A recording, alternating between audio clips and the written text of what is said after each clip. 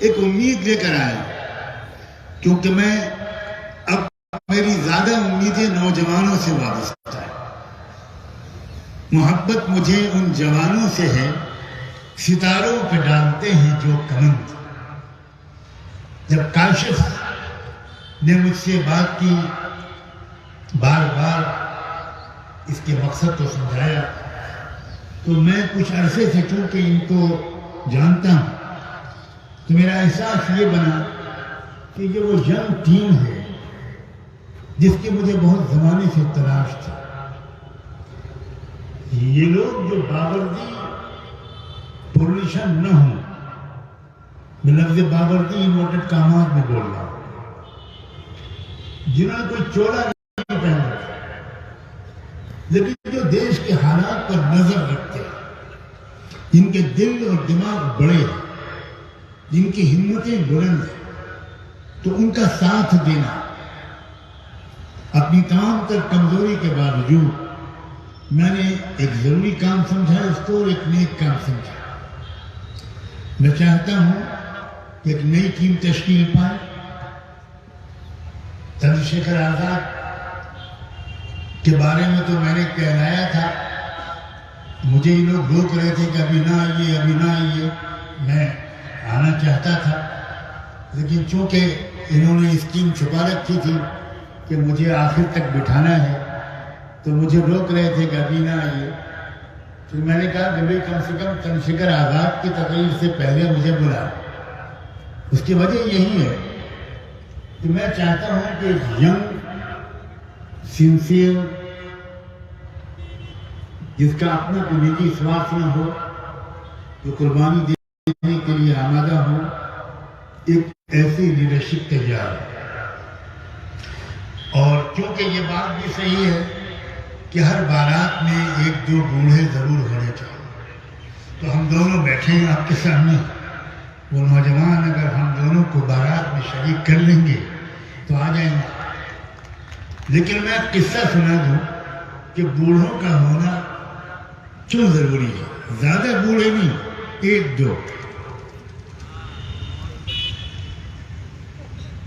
ایک نوجوان کا رشتہ لگ گیا ایک بادشاہ کی بیٹی کے ساتھ، شہزادی کے ساتھ. کبھی کبھی اندھوں کے ہاتھ بھی بٹیر لگ جاتے ہیں. اب جب سب تیاری ہو گئی تو بادشاہ کے محل سے میسج آیا کہ ہمارے یہاں روایت ہے کہ بارات میں کوئی بوڑھا نہیں آئے گا، نہیں آتا. ہم دروازے پر چیک کریں گے، ایک بھی بوڑھا مل گیا تو ہم بارات کو واپس کرتے ہیں. رشتہ توڑ دیا. اب ادھر مشکل یہ تھی کہ دادا جان نئے کپڑے سلوائے ہوئے تیار بیٹھے تھے اور وہ سب سے زیادہ شوقین تھے بارات میں جانے کے. انہوں نے ضد کی کہ میں تو جاؤں گا. اب دولہا جو تھا وہ بہت گھبرایا، اس نے دادا کے ہاتھ پیر جوڑے کہ حضور آپ کو تو زندگی اسی میں گزری ہے اور تو کچھ کیا نہیں آپ نے. تب ایک مرتبہ مت جائیے، مسجد میں بیٹھ کے دعا کیجئے، ہم لوگ جاتے ہیں سب نوجوان. دادا نے کہا کہ میں اگر نہیں جاؤں گا تو بارات بھی نہیں جاؤں، میں تو جاؤں. اڑ گئے. وہ شریف خاندان تھا، بہت پریشان ہوئے جب لڑکے. تو دادا نے ایک حل بتایا اور وہ یہ کہا کہ ایسا کرو، تم لوگ ڈھولک تو ضرور لے کر جاؤ گے، مسلمان ہو تو ایک بڑی سی ڈھولک بنوا لینا اور مجھے اس ڈھولک میں بٹھا لینا اور بجاتے ہوئے چلے جانا. سب لوگ سمجھیں گے ڈھولک ہے، میں اس کے اندر بیٹھا رہوں گا. میں تو بڑھاپے اور بیماریوں کی وجہ سے بہت مختصر ہو گیا ہوں بقدر ضرورت. لڑکوں کی سمجھ میں بات آ گئی. بڑی سی ڈھولک بنوائی گئی، دادا جان کو بٹھا لیا گیا، ڈھولک بجاتے ہوئے لے گئے. کسی نے چیک بھی نہیں کیا، اندر پہنچ گئے، نکاح بھی ہو گیا، مبارکباد بھی مل گئی. اب کھانے کی میز پر جب بیٹھے تو ایک نئی مصیبت آ گئی. شاہی محل کے افسران آئے اور سب کے ہاتھ میں 1.5 فٹ لمبی ایک لکڑی تھی اور انہوں نے کہا ہمارے شاہی خاندان کی ایک روایت ہے کہ جو بارات آتی ہے ہم میں سے ہر ایک باراتی کے ہاتھ میں ہم وہ لکڑی باندھ دیتے ہیں. تو ہاتھ پھیلائیے اور ہم لکڑی باندھیں گے. اب ان لوگوں نے ہاتھ پھیلایا, لکڑی بن گئی. اب لکڑی بن گئی تو وہ کھانا کیسے کھائیں؟ اب بڑی مشکل. کھانا اتنا شاندار رکھا تھا کہ نہ پہلے کبھی کھایا تھا نہ آئندہ کبھی کھائیں گے. 1 منٹ رک جائیں اور جو اذان کا آواز جواب دے دی پھر بات کریں.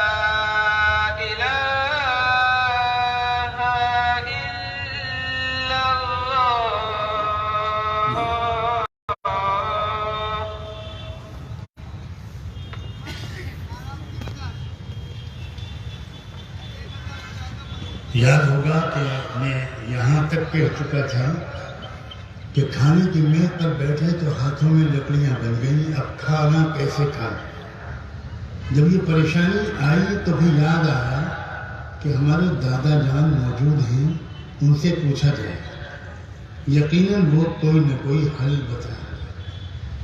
تو وہ ڈھولک کے پاس گئے اور چپکے سے کہا کہ دادا جان مصیبت میں پھنس گئے ہم لوگ, ہمارے ہاتھوں میں لکڑیاں بن گئیں, اب کھانا کیسے کھائیں؟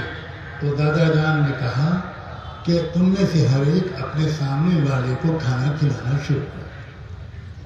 جیسے ہی اپنے سامنے والے کو کھانا کھلانا شروع کر دیا, بادشاہ سلامت کے آفیسرز آ گئے اور انہوں نے کہا خبردار ٹھہر جاؤ, ہم چیک کریں گے, یقیناً تمہارے درمیان کوئی بوڑھا ضرور. کیونکہ یہ جو چٹکلوں میں مسئلہ حل کر دیا، یہ جوانوں کے ان کی سمجھداری اور نوجوانوں کا جوش عمل، ان کی انرجی، یہ مل جل جائے اور مختلف سماجوں کے لوگ جو بھروسے کے لائق ہوں وہ صحیح ایک چھوٹے سے ایجنڈے کے تحت، ایک کامن منیمم پروگرام کے تحت ایک نئی تحریک پورے ملک میں شروع کریں۔ تو ایک مدت تو لگے گی، وقت تو لگے گا، تکلیف تو شاید تھوڑی بہت اٹھانی پڑے، محنت کرنی پڑے گی، لیکن تب وہ نتیجے آئیں گے جن کی تمنا ہم سب بولنے اور سننے والے ہمیشہ اپنے دل میں رکھ کر ایسے جلسوں میں آتے ہیں۔ ظاہر ہے کہ صرف تقریروں سے کام نہیں چلے گا، کسی کو برا بھلا کہنے سے بھی کام نہیں چلے گا۔ خدا کے یہاں بالکل سائنٹیفک نظام کے تحت یہ دنیا چلائی جاتی ہے۔ آپ اگر مسلمان یہ سوچتا ہے کہ اگر کوئی غیر مسلم چائے میں شکر ڈالے اور امام صاحب بد دعا کر دیں تو بد دعا کے نتیجے میں وہ چائے کڑوی ہو جائے، ایسا نہ کبھی ہوا ہے نہ کبھی ہوگا۔ لیس للانسان الا ما سعى، انسان کو اس دنیا میں جو کچھ بھی ملتا ہے وہ اس کی محنت اور کوشش کے نتیجے میں ملتا ہے۔ بس میں اسی پر اپنی بات کو مکمل کروں گا۔ عصر کی اذان بھی ہو گئی۔ مبارکباد دیتا ہوں کاشف کو اور ان کی پوری ٹیم کو، یہاں کے تمام نوجوانوں کو جنہوں نے ساتھ دیا، جنہوں نے سخت اور انتھک محنت کر کے اتنی شاندار یہ محفل منعقد کی۔ خدا سے دعا ہے کہ ہم سب اپنے اپنے اچھے مقاصد میں کامیاب ہوں۔ بہت بہت شکریہ۔